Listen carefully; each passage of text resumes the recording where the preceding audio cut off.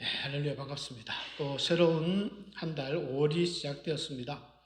이번 한 달 동안도 하나님의 은혜 가운데에 만복이 깃드시고 또 만세가 형통하시길 기원합니다. 구약성경 창세기는 참 중요한 성경입니다. 우리 모두 믿음의 근원이 되는 중요한 뿌리를 알려주는 책인데, 창세기 50장 중에 크게 우리가 두 부분으로 나눈다면 1장에서 11장까지 이제 이 땅의 태초의 역사들에 대한 원역사라 그러죠.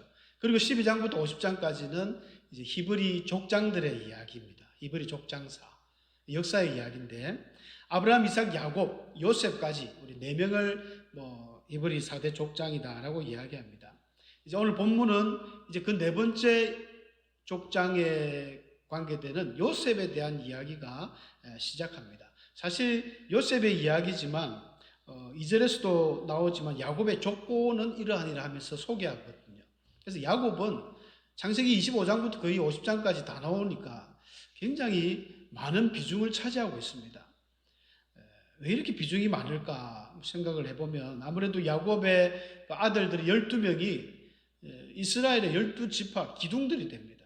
뿌리가 되기 때문에 또 야곱의 어떤 삶이 원체 그의 말처럼 험악한 삶이고, 그런 고난의 삶 가운데 일어나는 많은 일들이 굉장히 우리에게 주는 또 교훈들이 굉장히 많기 때문인 것 같습니다. 우리가 읽었던 본문 그 앞절에 보면 그런 이야기들이 나옵니다. 사실 37장은 요셉의 이야기로 시작을 하지만 요셉이 굉장히 형들로부터 미움을 받았습니다. 형들에게 미움을 받았는데 그 미움을 받은 이유가 자세하게 나옵니다. 물론 우리가 꿈을 통해서, 제목은 제가 하나님 꿈이라 했지만, 꿈을 통해서 미움을 받는 결정적인 그것이 됐겠지만, 사실은 꿈 이전부터 요셉은 진짜 우리 젊은 아이들 말로 밥맛입니다. 밥맛. 너무 재수 없는 거죠, 형들이 볼 때는. 그 첫 번째 이유가 아버지의 그 편애입니다. 아버지 야곱이 요셉을 사랑해도 너무 사랑하는 거예요. 사랑할 만하죠. 저번에 말씀드렸지만 야곱이 91살에 그 나이 드는 할아버지 때에 낳은 아들이 요셉인데, 야곱은 생각지도 않았지만 졸지에 진짜 2+2 이래가지고 아내가 4명이 생겼지 않습니까? 그러나 실제 사랑하는 여인은 라헬밖에 없었습니다. 라헬을 위해서 7년 동안 외삼촌 집에서 봉사를 했는데 외삼촌이 사기를 쳤죠. 사기를 쳐가지고 그 형인 레아를 침소에 넣어줬습니다. 인간적인 그 배신감, 그 이루 말할 수 없었습니다. 그걸 갖다가 7일 동안 결혼잔치를 잘 하면 라헬을 또 주겠다. 우측에서 라헬을 위해서 또 7일 동안 사랑하지도 않지만 그 레아와 함께 살을 섞으며 일주일을 지냈던 거예요. 그래서 그런지 야곱은 레아를 끔찍하게 미워한다는 표현은 없지만 가까이 하지 않았습니다. 근데 그 사랑하는 라헬에 또 아이가 없었잖아요. 짧게는 7년, 길게는 한 10년 정도 아이가 없다가 드디어 라헬에게 아이가 태어났는데 그 아이가 요셉이거든요. 요셉이 또 라헬은 미모가 되었습니다. 예뻤던 것 같아요. 성경에도 알력이 예쁘다 이런 표현들은 뭔가 형님과 다른 어떤 아름다움이 있었던 것 같습니다. 요셉이 그 엄마 그 라헬의 그 미모를 그대로 이어받았다면 굉장히 잘생겼었을 것입니다. 실제로 그 39장에 보면 보디발 그 아내의 유혹을 받을 때 나오는 표현이 요셉이 용모가 준수하고 멋있었어요. 잘생겼다는 거예요. 야곱의 눈에도 얼마나 이 요셉이 예뻤던지, 우리가 성경에 이제 등장하는 채색옷이라는, 원래 이 목양을 하는 그 양치기 이런 유목민들은 옷이 그렇게 깨끗하면 안 좋잖아요. 맨날 양을 치니까 양털도 묻죠, 분비물도 묻고 하니까 그냥 옷을 전부 누리끼리한 이런 옷을, 일반 양털로 짠 옷을 입는 게 기본인데, 요셉은 그림에 나오는 것처럼 알록달록하게, 저 당시에 저 시대의 옷의 색깔을 넣는 것은 굉장히 고급스러운 옷감이기 때문에 임금들이나 왕궁이나 좀 돈이 있는 그런 부유층에서나 입는 옷이지, 일반 사람들은 우리 조선의 백이민족처럼 그냥 하얀 옷 입습니다. 빨기도 쉽고 그냥 입고 다니기 편하고. 근데 요셉 혼자 유일하게 알록달록하게 채색옷을 입혀놨으니 형들이 마음이 불편하죠. 응? 뭐 아버지는 맨날 뭐 요셉만 끼고 도다니면서 아주 싫어합니다. 그런 것들이 한두 번이 아니었어요. 본문 4절에 보면 그런 말이 나오고, 그의 형들이 아버지가 형들보다 그를 더 사랑함을 보고라 봤다는 거예요. 보고 봤다. 이 보고라는 그 원어적 의미는요, 이라라는 원어는 자세히 살펴보고 그 어떤 그것을 조사하면서 결론을 얻었다라는 의미가 있기 때문에 한두 번이 아니에요. 아버지는 요셉을 사랑한다. 요셉밖에 없다. 이게 형들이 다 알고 있어요. 알고 있으니까 좀 소외감도 느끼면서 미운 돌이 박힌 거죠. 거기다가 이 요셉이 또 착해도 너무 착해요. 진짜 눈치라는 게 전혀 없는, 너무 착하다 보니까. 여러분, 세상에서 우리 착한 사람들이 보통 보면 놀림도 많이 받고 또 어려움을 많이 당합니다. 환난을 당합니다. 적당히 사회생활할 때는 적당히 안 그런 척하고 막 그냥 따라다니면서 나쁜 짓도 해야 우리 편이구나 하고 받아주는데, 너무 교회 다닌다고 집 사고 장로고 거룩하면 따돌림 받아요. 왕따 받습니다. 물론 그렇게 해야 되지만 요셉도 그런 종류인데 얘는 눈치가 없어요. 그냥 뭐 형님들 따라다니면서 아버지 보내놓으면은 그 형님들 뭐 몰래 양을 잡아먹었다든지 뭐 훔쳤다든지 라면 바로 아버지한테 고자질을 또 해요. 고자질이 특징입니다. 형들이 안 그래도 미운데 고자질을 하죠.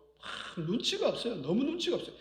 거기다 꿈자랑까지 하는 거죠. 자기가 꿈을 한번 꿨는데 이 형님 볕집단들이 자기에게 절을 하고 뭐 하늘의 해와 달과 열한 별들이 자기에게 절을 한다면서 자랑하는데 6절에 보면 그래 나오죠. 요셉이 그들에게 이르되 청하건대. 여러분, 이 청하건대가 무슨 말입니까?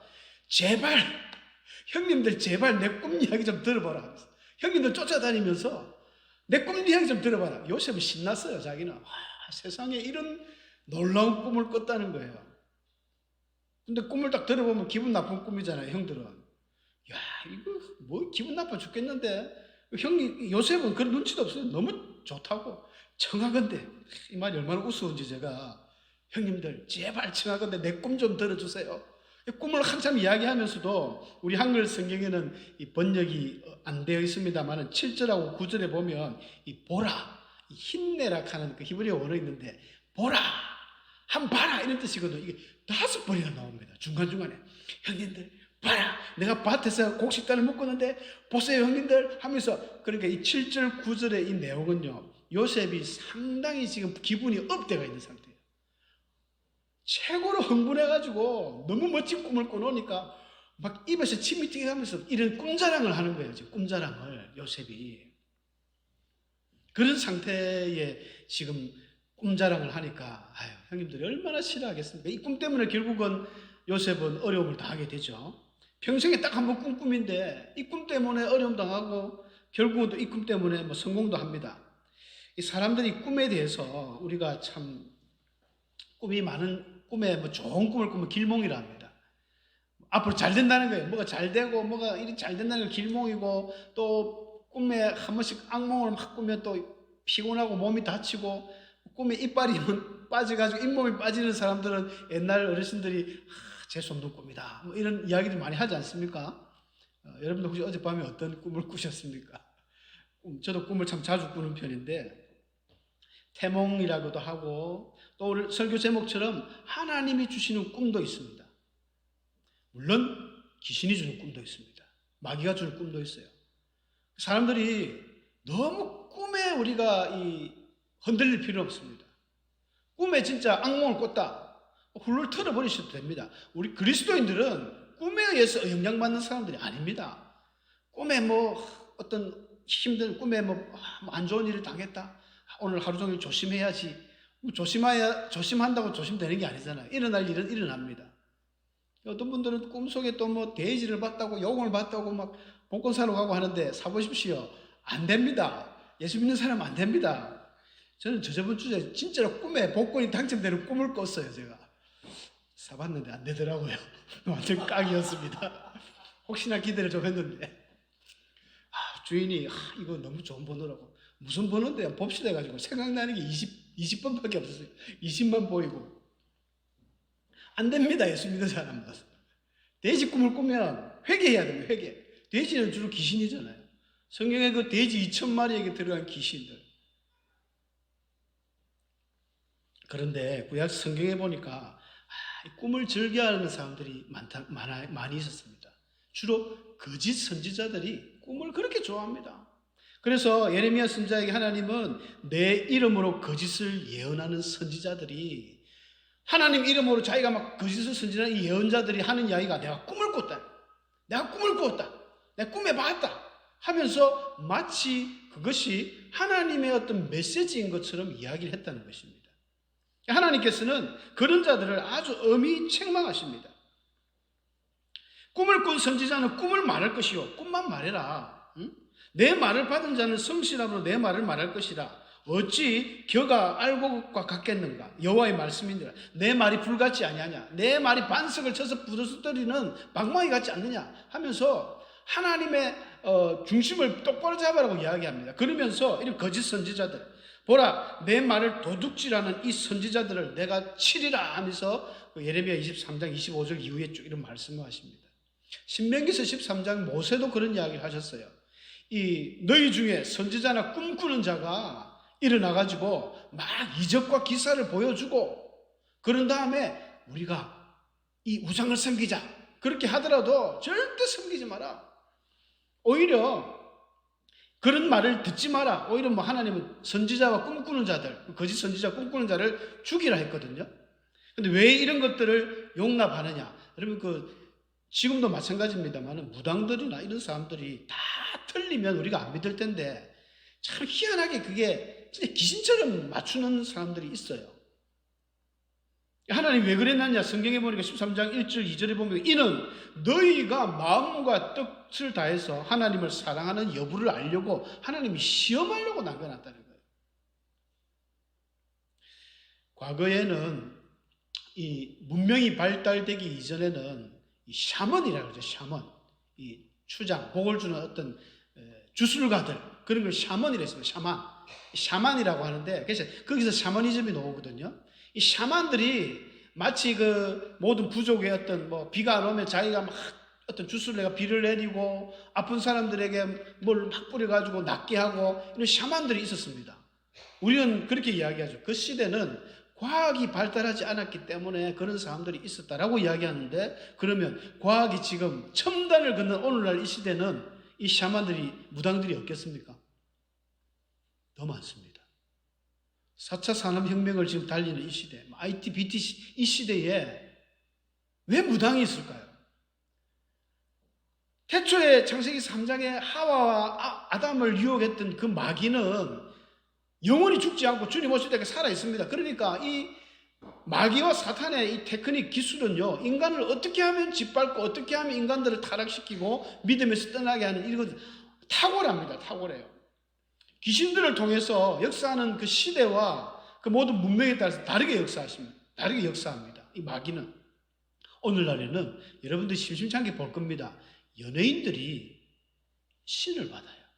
제법 잘 나가는 영화 배우들이, 갑자기 이름이 생각 안 나면, 그분이 신당 차려놓고 밤에 자기가 연예인 생활을 오래 해놓으니까 연예인들 막 초청해가지고 유튜브를 찍어요.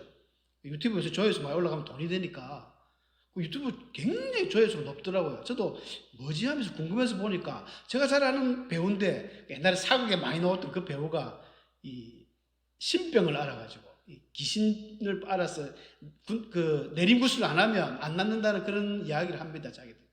그 내림구도 안 하고 교회 와서 믿음 생활을 하고 교회 한 6개월 1년 다니면 낫습니다. 그런 신병도. 하나님이 그거보다 훨씬 강한데. 근데 세상 사람들은 그런 거를 모르니까 구슬을 합니다. 내림 구슬을 해서 큰 신이, 장군 신이 들어가고 무슨 신이 들어가고 신이 딱 들어가면 그다음부터 어떤 약간 초능력이 생겨요. 사람의 옛날에 어떤 아팠던 거, 그리고 조금씩 미래의 일을 또 예언을 하거든요. 그게 또 기가 막히게 맞아요. 그러니까 그 찾아오는 동기들, 선배들, 후배들이, 아이고 선배님 맞습니다. 제가 머리 아픈 거 어떻게 알았습니까? 제가 허리가 아픈 거 어떻게 알았습니까? 그 할아버지가 그러네. 할아버지가 가르쳐 주는데 니 지금 목이 아프지? 저 목 아픈 거 어떻게 알았습니까? 이러면서 막 나가요. 믿음이 없는 사람들 보면 진짜 그걸 뭐라 아주 참 신통방통이다 이렇게 생각하고 따라가려고 해요. 그래서 되게 힘든 것들은 이제 구슬을 한번 해라. 굿값이 요즘은 또 이 단위가 올라가지고 비싸죠. 최소 뭐 몇천만 원, 뭐 8천만 원, 돈 많아서 억 단위로 올라갑니다. 큰 구슬을 하면. 구슬하면 낫느냐? 더 큰 신이 들어오니까 안 낫습니다. 귀신을 쫓아내야 되는데, 그러니까 보십시오. 문명이 이렇게 발달한 시대에는 여기에 맞춰서 또 맞춤식 그 마귀의 공격이 오는 거예요. 하나님 이런 거 알기 때문에 모세 시대 때도 선지자들, 꿈꾸는 자들 살려두지 마라. 우리 그리스도인들도 마찬가지입니다. 자꾸 너무 꿈을 좋아하고 신비한 거 쫓아가면 망합니다. 여러분, 오늘날 목사님들이 샤만이 아닙니다. 목사님들은 샤만이 아니에요. 그냥 성경을 배우고 하나님의 말씀을 지도하고 가르치고 양들을 목양하는 목자요, 그런 어떤 지도자지. 근데 목사님이 아픈 사람을 기도해 주는데 안 나았다. 우리 목사님은 능력이 없어. 가짜야. 어떡하겠어요? 그 기도해서 나을 경우도 있고 안 낫는 경우도 있거든요. 무조건 나아야 됩니까? 우리 목사님 기도했는데 우리 어머니가 안 낫더라. 내 무릎이 안 낫다. 안 나을 수도 있고 나을 수도 있습니다. 모든 것은 하나님의 때가 있는 거예요. 만약에 여러분들 목사님들마다 전 세계 모든 목사님들이 기도하는 대로 다 이루어진다면 이 세계가 어떻게 되겠습니까? 엉망진창이 됩니다. 어떤 목사님은 합동식 목사님들 모여서 비 오기를 기도하고 어떤 저 순복음 목사님들 비 안 오기를 기도하고 내일 우리가 축구 대회가 있는데 비가 오면 안 됩니다. 하나님 위해서 헷갈리는 거예요. 뭘 어떻게 들어줘야 됩니까? 다 때가 있고 하나님의 어떤 그 시기가 있습니다. 그걸 갖다가 신비주의와 접목시켜가지고 우리 목사님은 뭐 기적도 못 일으키고 신비한 능력도 없고 가짜다. 아니면 실력이 없다. 그건 자기가 그게 잘못 빠져 있는 거예요. 분명히 우리가 기억해야 될 것은 하나님은 굉장히 신비하신 분입니다. 신묘막측하신 분이에요. 하지만 신비주의가 되면 우리는 안 됩니다. 하나님이 신비하신 분 맞죠? 성경에도 하나님의 엄청난 기적들이 많이 기록되어져 있지만 기적만 쫓아가면 그 사람이 바로 기적주의죠. 기적주의, 능력주의죠. 뭐 하나님 무조건 능력만 있습니까? 하나님은 사랑도 있고 자비도 있고 온유도 있고 인내하심도 있는데 그런 거는 덮어두고 무조건 능력 그것도 문제죠. 그래서 이런 꿈 우리 조심해야 됩니다. 우리 성도님들은 꿈에 너무 흔들리지 마십시오. 꿈은 그냥 꿈인 것입니다. 많은 과학자들이 이야기할 때 꿈은 이 뇌의학으로 볼 때는 자기의 그 하루 종일 바라보고 보았던 시각적인 것들이 뇌에 남아 있다가 꿈에 나타나는 경우가 제일 많다고 그럽니다. 여러 가지 이유들이 있겠지만 대부분 그런 경우고 잘 기억도 안 나죠. 개꿈이라 하지 않습니까? 잘 기억도 안 납니다. 근데 하나님의 주신 꿈은 기억이 납니다. 정확하게 기억이 납니다. 잊어버릴 수가 없어요. 확실하게 납니다. 또 대부분 두 번씩 똑같은 것을 의미로 줄 경우도 있고 요셉이 그런 두 번씩 꿈을 꿨지 않습니까? 바로 왕도 두 번씩 꿈을 꿨습니다. 하나님이 주시는 꿈이 있어요. 성경에 보면 이런 꿈들을 체험한 많은 사람들이 있죠. 아버지 야곱도 꿈을 꿨습니다. 도망갈 때 베델에서 하나님을 만났지 않습니까? 네가 어디로 가든지 내가 너와 함께하며 네가 다시 이 땅으로 돌아오게 하겠다 하면서 꿈속에 하늘의 그 사닥다리를 보여줬습니다. 또 우리가 야곱이 마지막 그 외삼촌 집에 있으면서 이 거부가 되어서 나올 때 야곱이 왜 거부가 되었습니까? 외삼촌하고 그런 이야기 했습니다. 외삼촌, 내가 언제까지 외삼촌 집에 이렇게 노예처럼 있어야 되겠습니까? 나도 내 가정을 갖고 싶습니다. 나도 내 재산을 갖고 싶습니다. 그러면 이렇게 약속합시다 하면서 마지막 6년 동안에 어떤 그 계약을 했냐면 외삼촌 양 중에 앞으로 태어나는 새끼 중에 점 있는 거, 아롱진 거, 얼룩덜룩한 거 이런 것들은 제가 이제 갖겠습니다. 제 몫으로 하겠습니다. 이런 했잖아요. 근데 외삼촌 생각할 때 양은 뭐 전부 거의 흰거 아니면 검은색이지 아롱진 게 안 나오거든요. 이제 바보 같은 게 저는 몇 년 동안 저 일을 했는데 저걸 모르나 하면서 아주 기분 좋게 자기는 사인을 했지만 그 야곱이 바보도 아닌데 왜 그런 조건을 내걸었을까요? 창세기에 보면 야곱이 하나님이 꿈을 주셨어요. 꿈에 하나님의 그 사자가 말하기를 들을 쳐다보아라 하니까 들에 보니까 온 숫 양들이 알록달록 어룽쟁이밖에 없는 거예요. 야곱도 꿈을 봤습니다. 꿈. 많은 선지자들, 우리가 잘 아는 다니엘, 심지어 빌라도 아내까지 꿈을 좀 꾸지 않습니까? 그런 어떤 예언적인 계시적인 꿈들을 꿉니다. 사도 바울도 마찬가지죠. 꿈을 많이 꾸면서 특히 그 마지막 로마로 가는 배 속에서 까딱한 배가 파손할 뻔했지만 하나님이 꿈에 나타나셔가지고 두려워하지 마라.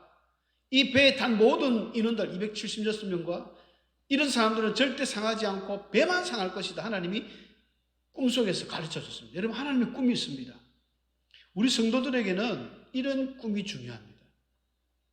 꿈에 뭐 이상한 동물 나타나는 것보다 하나님의 메신저가 주시는 꿈, 혹시 그런 꿈을 꾸신 우리 성도님들이 있다면 부럽습니다. 아직 없습니까? 있습니까? 저는 전도사 시절에 한번 천국 가는 꿈을 꾸긴 꿨습니다. 교회에서 자는데 그냥 여기가 천국이구나 생각만 했어요. 그냥 뭐 생각을 안 하면 환해가지고 느낌이 참 좋았던 그런 추억이 있습니다. 다시 한번 멋진 꿈을 꾸고 싶어서 하지만 뭐 개꿈만 자꾸 꾸고. 여러분, 하나님이 주신 꿈 있는데 중요한 사실이 뭐냐면 하나님의 주신 꿈을 이루기 위해서 하나님이 주신 꿈을 이루는 게 중요하지 꿈 자체는 아무 의미가 없습니다. 여러분, 요셉에게 하나님이 꿈을 주셨어요. 형님의 집단들이 형님들의 곡식단이 자기에게 절을 하고 하늘의 해 달과 11별이 절을 했을 때 야, 좋은 꿈이다. 뭐 요셉은 신나게 자랑했지만 결국 그 꿈이 올무가 되어서 자기는 형들에게 미움을 받아서 이 상인들에게 팔려가 버렸습니다. 처음에 죽이려 하다가 팔렸죠. 그 꿈 때문에 자기는 고통을 당하기 시작했습니다. 하나님의 꿈을 꾸는 게 중요한 것이 아니라 이루어야 되는데 이 요셉이 이제 그 이루어가는 그 꿈을 이루어가는 과정이 이제 계속 뒤에 성경에 나오지 않습니까? 우리가 잘 알듯이 요셉의 인생은 참 시련의 인생이었습니다. 17세에 소년 때에 형님에게 팔려가가지고 30세에 애굽의 총리가 되었으니까 13년 동안이나 엄청난 그 고난의 시기가 있었습니다. 이런 시련을 극복하는 우리 성도가 되어야 됩니다. 어려움은 누구에게나 있습니다. 어려움이 없다고 생각하는 그 사람은 믿음이 너무 좋구나. 아니면 뭐 정반대겠죠. 모든 사람은 시련이 있습니다. 어린아이들에게도 고민이 있고 시련이 있고, 이 부자나 뭐 권력자나 대통령이나 뭐 말단 동사무소 직원이나 누구나 고난과 시련이 있어요. 자기가 힘들다는 거예요. 근데 이 시련을 이겨내야 됩니다. 요셉이 그 먼 길을 떠나올 때, 노예로 잡혀갈 때 어떤 마음이 들었을까요? 한번 요셉의 마음을 우리가 생각해 보면 참 너무 마음이 무거웠을 거예요. 마치 요셉, 자기 아버지 야곱이 그 나이 77세에 바단 아람으로 정처 없이 떠나갈 때에 그 마음하고 비슷한 거예요. 저도 이제 그런 마음을 좀 체험한 적이 있습니다. 군대에서 저는 대구에서 훈련을 받았는데, 대구 54단에서 훈련을 받고, 군학 때 그때 할 사람 나오라 해가지고 제가 테스트 해가지고 멋진 성적으로 야, 너 참 잘한다. 왜냐하면 우리 밤마다 선교단에서 불 꺼놓고 항상 반주를 하니까 뭐 그걸 이제 군대 전문용어로 오버리라 하거든. 오버리. 그걸 막 코드 뭐 상관없이 아무 노래 부를 키를 내가 다 따라가니까 야, 너 태수식 할 때 부를 테니까 기다려 해놓고는 안 부르더라고요. 그래가지고 제가 60 트럭을 타고 쫙 대구에서 전라도 강주로 갔습니다. 떠날 때 그 트럭에서 마음이 참 하나님 나를 어디까지 인도하시려는가 굉장히 두려웠어요. 근데 거기 가서 놀랬죠. 저를 위한 이미 딱 예비된 자리가 있더라고요. 그때는 이제 베이스 기타 치는 사람이 너무 절실해가지고 제대해가지고 그것만 손꼽아 기다리는 사람들이 있더라고요. 그래서 제가 친다니까는 너무 참 일사천리로 잘 됐던 일이 있는데, 야곱이나 요셉이나 그들의 마음이 야, 이거 우리가 성경을 읽어서 편하게 읽지 그야말로 엄청나게 힘든 그 시련의 기간입니다. 하여간 이 시련을 극복할 때 우리는 하나님의 꿈을 이룰 수 있습니다. 중간에 만약에 포기해버리고 좌절했다면 요셉의 이 꿈은 이루지 못합니다. 그래서 열심히 하니까 그 애굽 바로의 친위대장 그 보디발 집에서 일을 하게 됐는데 주인의 눈에 들었죠. 야, 쟤가 참 성실하구나. 그래서 점점 이제 올라갑니다. 올라가다가 이제 장군이 확실히 신뢰를 하니까 집안의 모든 창고를 다스릴 수 있는 열쇠를 주면서 네가 좀 관리해라. 직급이 올라갔어요. 만약에 요셉이 거기서 안주했다면 하나님의 꿈은 못 이뤘겠죠. 이제 어느 정도 자기가 지위가 딱 됐을 때 내가 이제 먹고 살만하네. 그 마음 먹었으면 안 됐을 것입니다. 근데 그 정도 위치가 되니까 또 한 번 위기가 찾아왔습니다. 우리 잘 아시는 대로 그 친위대장 보디발의 그 아내가 유혹을 하기 시작합니다. 아까도 말씀드렸지만 요셉이 잘생겼거든요. 잘생기고 외모가 훌륭하니까 평소에 다 눈여겨봤던 그 보디발의 아내 사모님께서 미스 애굽 정도 되겠죠. 얼마나 보디발이 막강한 권력을 가진 자인데 아내가 얼마나 이뻤겠습니까? 그 이쁜 여인이 유혹을 했습니다. 요셉, 나하고 좀 지내자. 너 나 애인 해라. 몰래 만나자. 그럼 내가 너한테 벤츠 사줄게. BMW 사줄게. 그냥 아무나 오락하면 너 오면 돼. 요셉은 아마 거기서 만약에 오케이 했다면 팔자 고쳤겠죠. 자기는. 종들 중에서는 제일 잘 풀린 종이 될 수 있었지만 요셉은 경건의 훈련을 잘했던 인물인 것 같습니다. 그 유혹이 딱 들어올 때 내가 어찌 이 큰 악을 하나님 앞에서 죄를 짓겠습니까? 하면서 옷잡아 당기는 옷자락을 던져버리고 도망칩니다. 여러분, 이 경건의 훈련은 평상시 해야 됩니다. 우리 그리스도인들이 이 악한 마귀는요, 아까도 얘기했지만 교묘하게 어떻게 하면 성도를 넘어뜨리고 장로 목사를 넘어뜨릴지 빠삭합니다. 그냥 찌르면 넘어가게 돼 있어요. 그 안 넘어가려면 평소에 우리가 경건의 훈련을 쌓아야 됩니다. 안 싸우면 다 넘어갑니다. 다 7계라고 하지 않습니까? 7번째 그 10계명을 보면은 간음의 죄를 벗어날 수가 없습니다. 다윗도 걸려들었잖아요. 그 천하의 성군이라고 하는 다윗도 걸려들었습니다. 솔로몬도 걸려들었습니다. 피할 수 없습니다. 그런데 요셉은 이겼어요. 경건의 훈련을 해야 됩니다. 그 멋지게 그것을 믿음으로 극복했건만 또 한 번 시련이 찾아와서 또 감옥에 잡혀가죠. 누명을 씁니다. 그 보디발 아내가 자기를 오히려 겁탈하려고 요셉이 그랬다고 남편한테 이야기하니까 남편이 아무래도 미심쩍어요. 이 아내가 요셉이 그럴 사람이 아닌데. 진짜 법으로 따지면 사형입니다만은 요셉을 그래도 좀 뭐가 미심쩍으니까 일단 감옥에 가둬두는데, 감옥에서 우리 같으면 내가 이렇게 믿음으로 살려고 하는데 하나님 나에게 이런 어려움을 줍니까? 하면서 좌절할 수 있고 포기해버릴 수 있습니다. 어쩌면 뭐 극단적인 선택을 할 수도 있겠죠. 근데 요셉은 참 훈련이 잘 된 것 같아요. 거기서도 아마 기도했겠죠. 분명히 하나님의 뜻이 있을 것이다. 그리고 나서 했는데 드디어 봉을 만납니다. 그게 술 맡은 간회장이죠. 애굽의 그 바로 왕 옆에서 술 맡은 그 장관과 떡 굽는 장관이 들어오는데 딱 꿈을 해석해 주는데 술 맡은 간회장은 그 꿈의 해석대로 3일 뒤에 복직을 합니다. 복직을 할 때 요셉이 부탁을 합니다. 제발 나를 기억해 달라. 나는 이게 들어올 죄를 짓지 않았다. 장관님께서 복직하면 나를 기억해서 좀 꺼내 주십시오. 그렇게 부탁했건만 장관은 까맣게 잊어버렸습니다. 그게 또 하나님의 은혜입니다. 만약에 장관이 기억이 났다면 그 보디발 그 장군 감옥에 있는 그 히브리 소년 꺼내라. 자기 집에 데리고 와서 또 종살이 했겠죠. 하나님 그거 원하지 않았습니다. 하나님의 그 꿈을 이루기 위해서 하나님은 때를 본 거예요. 그래서 창세기 41장에 보면 만 2년 후에라는 2년 뒤에 바로가 꿈을 꾸게 해가지고 그 나라 임금이 꿈을 꾸게 해서 그것을 해석함으로 요셉이 총리가 되었습니다. 잘하는 이야기죠, 우리가. 때로는 우리 그리스도인들에게 이 고난이 유익이 될 때가 있습니다. 시편 119편 71절에 고난당한 것이 내게 유익이라. 이로써 내가 주의 율례를 배웠나이다. 요셉이 훌륭하게 된 이유는 하나님이 꿈을 주시고 꿈대로 이끌어가지고 짠 만들어준 거 절대 아닙니다. 꿈을 이루기 위해서는 요셉의 끈질긴 그 시련을 극복한 믿음과 끈기와 경건이 있었기 때문에 하나님의 꿈이 완성이 된 거예요. 여러분, 우리 그리스도인들에게 모든 성도들에게 하나님 꿈을 주십니다. 근데 그 꿈을 이루는 주체는 바로 우리라는 것입니다. 내가 준비되지 않고 내가 믿음으로 안 하면 하나님의 꿈 이룰 수 없습니다. 오늘 공동체 성경에 나왔지 않습니까? 솔로몬 왕의 그 나라를 떼가지고 북쪽에 여로보암에게 줬습니다. 하나님 여로보암에게 꿈을 주셨어요. 너 앞으로 하나님의 명령과 법도와 그 규례와 명령을 지키면 너 후손 계속해서 왕이 되게 해줄게. 근데 여로보암은 그걸 지키지 않았죠. 여로보암이 하나님의 꿈을 깬 거지 하나님이 깬 게 아닙니다. 요셉도 마찬가지입니다. 하나님의 꿈을 이룬 것은 요셉의 믿음과 도전과 훈련이라는 것입니다.